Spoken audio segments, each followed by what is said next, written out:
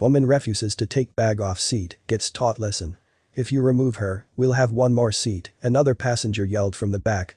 Now, things were about to go from bad to worse. Jessica watched as her face became drenched with entitlement. "This is my personal space," the young woman screamed. "No, it's not," replied another passenger. The officer was quickly losing his patience. When driving a car, the only people that you really have to worry about are the other drivers. If everyone follows the rules of the road, then there shouldn't be any issues. It is a different story, however, when you don't have a car and have to use public transport. Large crowds of people cram into the train just to get to and from work. Similar to the roads, there are certain unspoken rules on the train.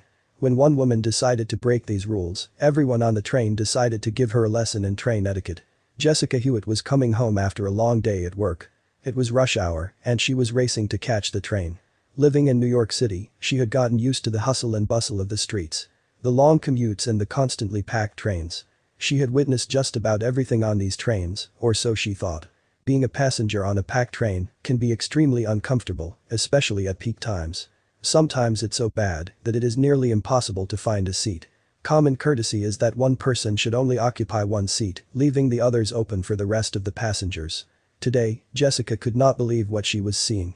By the time Jessica boarded her train, she was exhausted. She had already anticipated some overcrowding, but she at least hoped that she could find a seat to rest for her hour-and-a-half long journey. She shoved past people standing in the aisle and looked for an open seat. She walked through the carriages in vain until finally, she saw one. It was the last carriage. A seat lay empty beside a young woman. She looked around at all the people still standing and wondered why no one had taken the seat. Besides a bag resting on the seat, it looked fine. She walked over to the young woman and asked her if she could have the seat. Little did she know what was to come. When stuck in a confined space and crushed by a throng of people, there are many occasions when you might see someone doing something antisocial. In fact, sometimes the conditions on a train bring out the very worst in people. There are people who play their music too loudly, eat too loudly, or shout conversations into their phones. But what this woman did on the train was so much worse. "May I sit here?" Jessica asked the woman politely, gesturing to the empty seat. The woman had her large Louis Vuitton bag sprawled next to her, effectively taking up 2 seats and preventing other passengers from sitting down. It was about to become clear to Jessica that this one woman thought that she was above the rules of the train. The woman flat out ignored Jessica, with earphones in her ears and her eyes firmly fixed on her phone. She acted as though she didn't know she was there.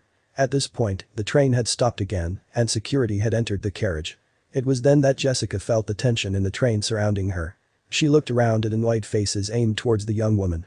Jessica suddenly realized she wasn't the first to ask for this seat and to be ignored or rejected. It was immediately obvious that these officers were here to see her. Jessica stepped back and watched the scene unfold. The officer passed her and made a beeline for the young woman. Someone must have already reported her. What did she do? The officer motions toward her and her bag and tells her to place it in the overhead compartment. "No. Don't touch my stuff," she cries, swatting his hand away. The officer then says, sounding fed up, "Mom, put it up there, or I'm gonna get you off the train right now." The officer reached out his hand to move her bag for her. "Don't put your hands on my stuff," she snapped again as she took out her earphones and looked up from under her cap. The officer took back his hand and asked calmly, "Can we have somebody sitting there?" "No," she replied, "I don't want anyone sitting next to me. There's more seats available." The man squeezed into the seat next to her couldn't bear any more. He interrupts her tirade, saying, "It's already a late train, you're delaying everybody." The woman shoots him a withering look and continues her standoff with the officer. She refuses to budge. But the other passengers on the train had had enough. Now, the annoyance of the crowd became undeniable as the surrounding passengers answered in an uproar. "There isn't space, no, there isn't space, there's standing room only," they heatedly declared. Jessica thought this woman must have been denying everyone this seat. There were so many people standing. The officer continued. He was getting more stern now. "Ma'am, take off that bag, or I'll take you off the train right now," he said. Jessica could feel the anger of the crowd. She must have been acting in this entitled manner for a while. "If you remove her, we'll have one more seat," another passenger yelled from the back. But this just made things worse. The entitled woman then looks up and shouts to a passenger standing near her, "You're not disabled, you're not pregnant. I don't want your bed bugs. I don't want your smell. You're disgusting." Jessica couldn't believe the woman's audacity. She obviously thought she was too good to be on the train in the first place. Still, she carried on. "This is my personal space," the young woman screamed. "No, it's not," replied another passenger. Now, the officer was quickly losing his patience. She continued, I don't care if I'm 90 pounds, 50 pounds, or 300 pounds, this is my personal space. Jessica suddenly understood why everyone was looking at her with such disdain. Meanwhile, the officer reached his boiling point. He had enough. I want her off the train. Get her off the train, he said angrily as he waved at his fellow men to escort her off.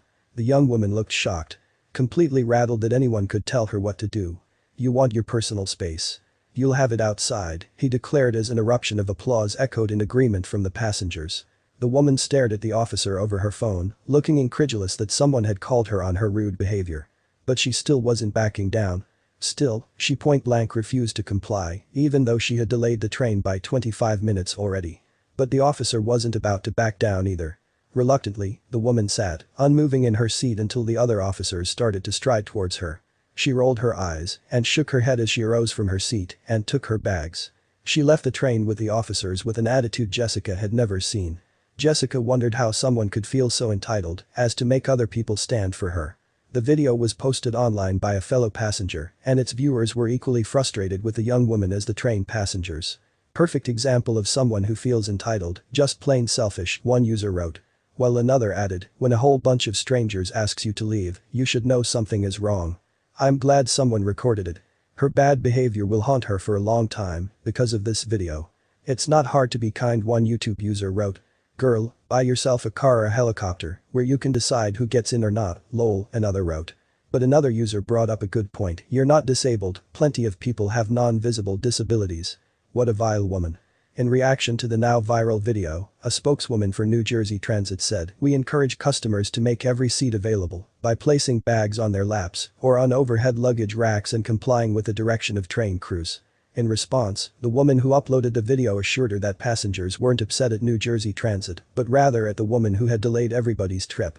After the young woman left and the officer gave the train the all clear to start moving again, Jessica was gestured to take the seat by another passenger standing beside her. It was such an opposite reaction of what had just taken place that Jessica couldn't help but feel extremely touched by this kind stranger.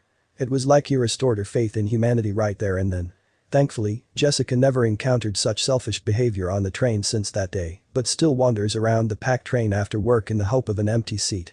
It's the price you pay for living in a city like New York. There are both good and bad displays of behavior all around us. That's what makes us human, right? Seeing something bad and making it right.